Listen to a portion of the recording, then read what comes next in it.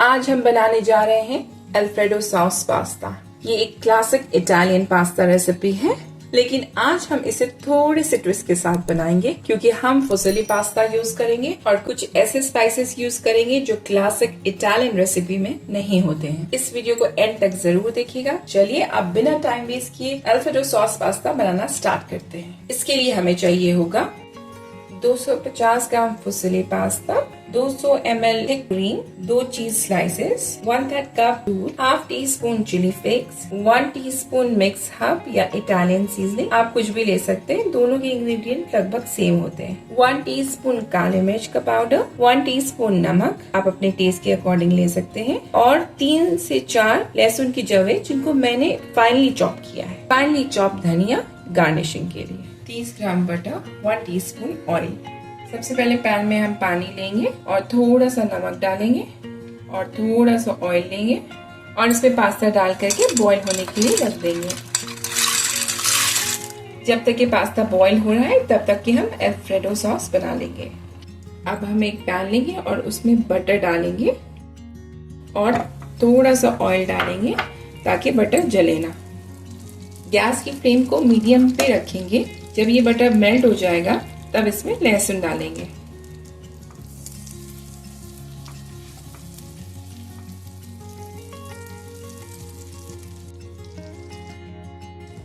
अब इसमें लहसुन डालेंगे और इसे सौते होने देंगे। बहुत ज्यादा हम लहसुन को नहीं पकाएंगे।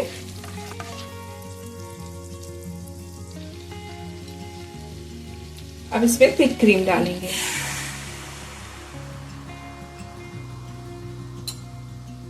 इसे तब तक कुक करेंगे जब तक कि क्रीम में बबल्स ना आने लगे। देखिए बबल्स आना शुरू हो गए हैं। अब हम इसमें दूध डालेंगे। अब इसमें डालेंगे नमक, काली मिर्च का powder, chilli flakes, mix herbs. अब इसको अच्छे से मिक्स कर लेंगे।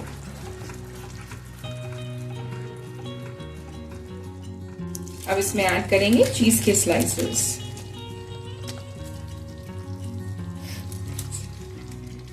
अब इसको मिक्स कर लेंगे। अगर आपके पास पार्मेजान चीज हो तो आप इसमें पार्मेजान चीज ही डालिएगा।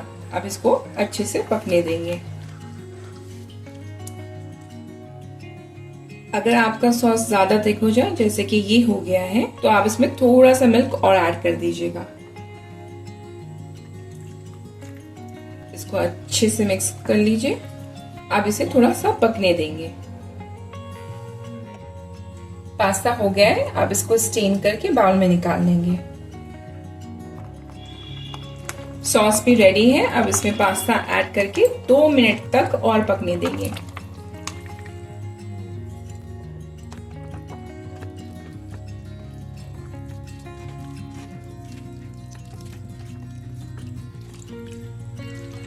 इसे बहुत ज्यादा थिक नहीं करेंगे क्योंकि ये सॉस जब ठंडा होगा तो ये और थिक हो जाएगा। अब इसमें हम डालेंगे फाइन चॉप धनिया। इसको मिक्स कर लेंगे।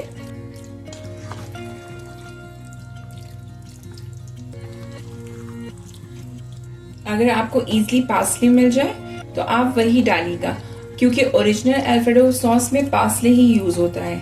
अब इसे प्लेट कर लेंगे।